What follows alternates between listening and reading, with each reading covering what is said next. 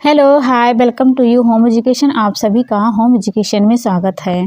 पिछली वाली कक्षा में हमने आपको त्रिबुद्धि के सिद्धांत के बारे में बताया था, ठीक है, जिसमें हमने बताया था कि इनके प्रतिपादक कौन है, इन्होंने कितने प्रकार के बुद्धि का जिक्र किया है और पीसीए किसे कहते हैं, ठीक है, जिसमें हमने अगर आपको बहुत अच्छे से समझाने की कोशिश की है। अगर आप पीछे वाला क्लास हमारा नहीं देखे हैं तो प्लीज़ पीछे जाकर क्लास हमारा देख सकते हैं। हमने बहुत अच्छे से समझाने की कोशिश की है, ठीक है, जो आप छोटे से ही क्लास में एक बहुत ज़्यादा समझदारी हासिल कर सकते हैं। तो हम अपनी क्लास को शुरू करते हैं। आज हमारा टॉपिक क्या होगा? आज हमारा टॉपिक होगा बहुतत्व का सिद्धांत, यानी कि मल्टी फैक्टर थ्योरी, ठीक है, मल्टी फैक्टर थ्योरी, जिसके प्रतिपादक कौन है? थर्नरडाइक जी है, ठीक है, थर्नरडाइक जी हैं। थर्नरडाइक इन्होंने बहुत प्रकार के सिद्धांत के दिया है, उसमें भी एक सिद्धांत क्या है, बुद्धि के बारे में भी दिया है। उस बुद्धि के सिद्धांत का नाम है बहुतत्व का सिद्धांत, ठीक है।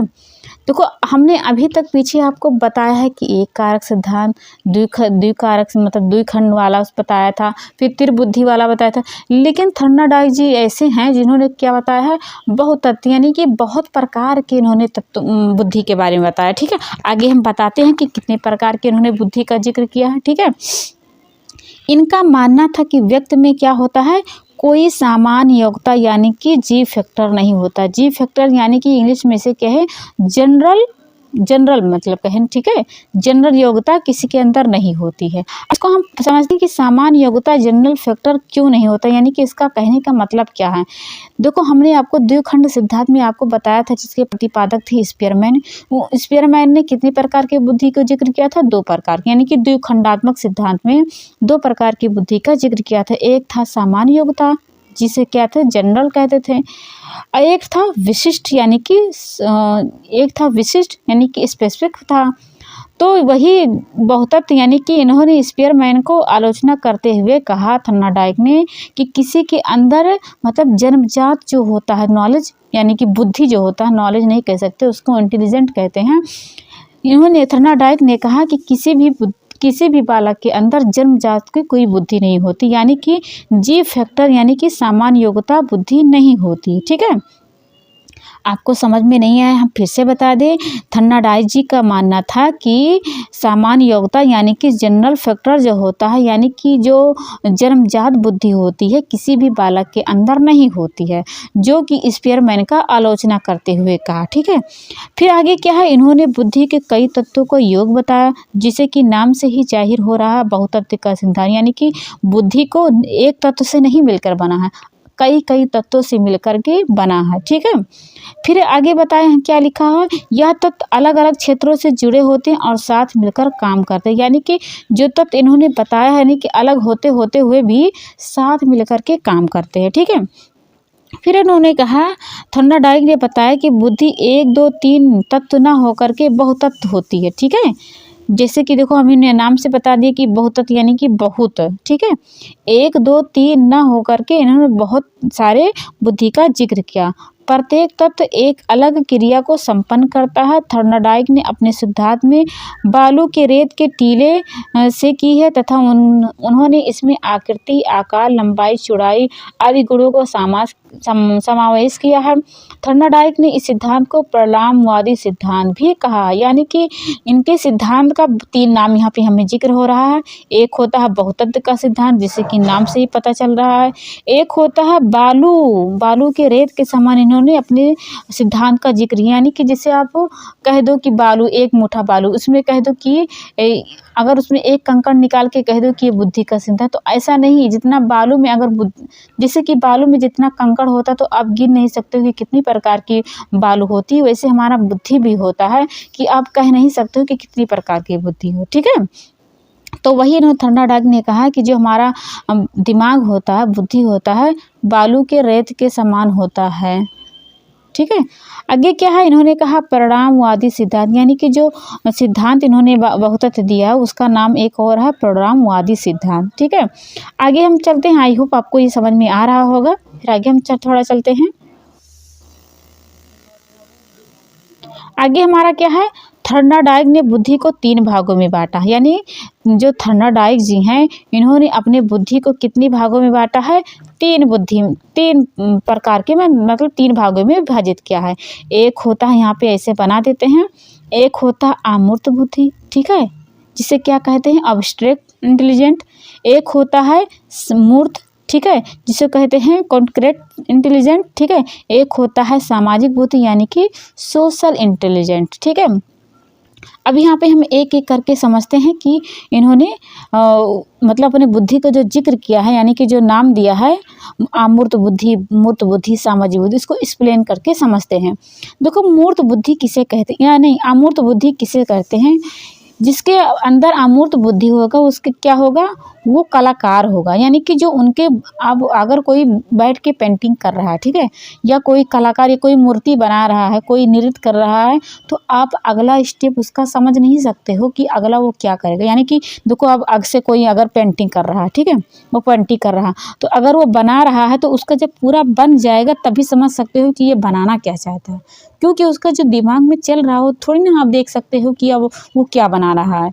तो इसलिए उन्होंने कहा थर्नाडेग ने कि किसी के अंदर अगर कोई कलाकार है, कोई सिंगिंग है, कोई नृत्यकार है, कोई चित्रकारी है, ठीक है, कोई मूर्तिकार है, तो आप देख करके पता नहीं कर सकते हो कि कितना उनके बुद्धि यानी कि अमूर्त बुद्धि, उनकी बुद्धि की आप कल्पना नहीं करते। जब वो फिगर बन जाएगा यानी कि जो मूर्ति बना रहा है उनका मूर्ति बन जाएगा, या फिर जो नृत्य कर रहा है, डांस कर रहा है, उसका डांस कंप्लीट हो जाएगा, या फिर वो प्रदर्शन करके दिखाएगा, तभी आप समझ सकते हो कि इसके अंदर इतनी अच्छी क्वालिटी है, ठीक है। तो वही क्या है, थर्नाडाइक ने कहा किसी के अंदर अमूर्त बुद्धि होगा तो कैसा होगा, कलाकार होगा, नृत्यकार होगा, ये सब होगा। जबकि मूर्त बुद्धि होता है यानी कि मूर्त मतलब दिखाई देना, ठीक है, मूर्त मतलब कि दिखाई देना, जिसे कोई काम अगर कर रहा है तो उसकी जो बुद्धि होगी ना साफ साफ दिखाई देगी, ठीक है, ठीक ठीक दिखा। जिसे हम करें कि एग्जाम्पल ले, जैसे कोई मशीन ठीक कर रहा है तो पता चल जाता है ना कि मशीन ठीक कर रहा है, यानी कि जिसके अंदर अमूर्त बुद्धि हो उसका साफ साफ से उसकी बुद्धि का झलक दिखाई देगा आपके सामने, ठीक है। उसके बाद में क्या है, सामाजिक बुद्धि, यानी कि जो नेता लोग होते हैं, ठीक है, जो नेता लोग होते हैं जो सामाजिक सोशल से अटैच रहते हैं, उनके अंदर सामाजिक बुद्धि होता है, यानी कि समाज में समायोजन की क्षमता होती है उनके अंदर, ठीक है। इसके अंतर्गत व्यक्तिगत का व्यवहार जो होता है, कौशल होता है, चरित्र मनोबल होता है, उनका स्वभाव बहुत अच्छा होता है, यानी सामाजिक गुण वाले होते हैं। जैसे हमने एग्जाम्पल किया, क्या नेता लोग जो होते हैं उनके अंदर सामाजिक बुद्धि होती है, ठीक है। आई होप आपको हमारी बातें समझ में आ रही है कि हमने क्या बताया है। हमने बताया है बहुतत्व का सिद्धांत किसने दिया है, बहुतत्व का सिद्धांत दिया है थर्नाडाइक ने दिया है। आगे हम यहाँ बता दें आपको, फिर से बता देते हैं। आगे हम बात करें बहुतत्व का सिद्धांत यानी कि मल्टी फैक्टर थ्योरी, जिसमें हमने बताया कि इसके प्रतिपादक कौन है, थर्नाडाइक जी हैं, ठीक है। इनका मानना था, यानी थर्नाडाइक जी का मानना था कि कोई भी बालक होता है, कोई भी इंसान होता है, तो उसके अंदर सामान्य फैक्टर यानी कि जनरल फैक्टर यानी कि जो जन्मजात बुद्धि होती है वो नहीं होती, यानी कि जो बच्चा होता है जब जन्म लेता है यानी कि समाज में आता है, तब वो विशिष्ट जो योग्यता होती है जो अर्जित की जाती है वो बच्चा ग्रहण करता है, ठीक है। मतलब कि इनके अंदर सामान्य योग्यता जनरल जो होती है बुद्धि वो नहीं आती है, डेवलपमेंट नहीं होती है। फिर इन्होंने क्या बताया है कि जो बुद्धि होती है कई तत्वों का योग होती है, ठीक है। जैसे कि एग्जाम्पल ले लें बालू के रेत के, यानी कि जैसे आप पता नहीं कर सकते हो कि बालू के रेत में कितनी कंकड़ होती है, वैसे ही हमारी बुद्धि होती है कि जान नहीं पाओगे कि कितनी बालू में कितनी कंकड़ है, ठीक है। फिर इन्होंने अपने सिद्धांत को परिणामवादी सिद्धांत का नाम दिया, और फिर बालू के रेत के टीलोग जो होता है इन्होंने नाम दिया, ठीक है। आगे हम बात करें, आगे हमने क्या बताया था आपको बताया था हमने थर्नाडाइक ने कितने बुद्धि को कितने भागों में बांटा है, तीन भागों में बांटा है, जिसको क्या नाम, अमूर्त बुद्धि, फिर हमने बताया मूर्त बुद्धि, अगला बताया हमने सामाजिक बुद्धि। अमूर्त बुद्धि के अंदर वो होता है यानी कि जैसे कि जिनके अंदर कलाकारी होती है, जैसे कि मूर्तिकार होगा, नृत्यकार होगा, चित्रकार, यानी कि आप उनके देख करके आप नहीं बता सकते हो कि इनके अंदर कितनी अच्छी बुद्धि है, ठीक है। उनका जो बुद्धि होता है आप उनकी बुद्धि की मापन नहीं कर सकते। जब वो अपनी प्रदर्शन करेंगे, अपनी जो भी उनके अंदर कला हो, अपनी कला को प्रदर्शन करेंगे, तभी आप जान पाओगे कि हाँ इनके पास ये कला है, ठीक है।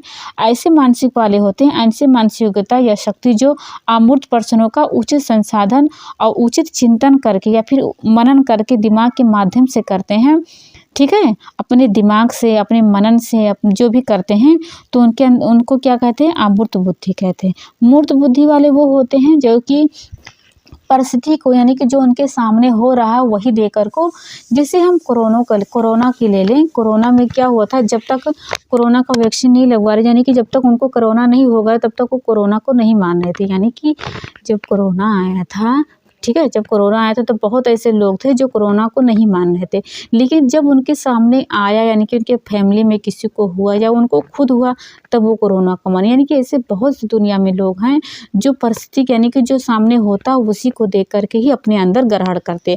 तो ऐसे बुद्धि वाले क्या होते हैं, मूर्त बुद्धि होती है। यानी कि जो परिस्थिति में होता है उनके सामने जो होता है वही जब देखते हैं तो उनको क्या कहते हैं, मूर्त बुद्धि वाला कहते हैं। सामाजिक बुद्धि वो वाले बुद्धि होते हैं जो समाज वाला जो होते हैं, यानी कि जो नेता लोग होते हैं उनके अंदर कैसा होता है, सामाजिक बुद्धि होता है। यानी कि जो उनका चरित्र, इनका मनोबल होता है, स्वभाव होता है, ये सामाजिक गुण वाला होता है। ठीक है, वो अपना काम सामाजिक गुण वाला करते हैं। आशा करते हैं आपको हमारा क्लास समझ में आया होगा। कल हम पढ़ाएंगे आपको बहुपद का सिद्धांत यानी कि मल्टी फैक्टर थ्योरी में बारे में पढ़ाएंगे।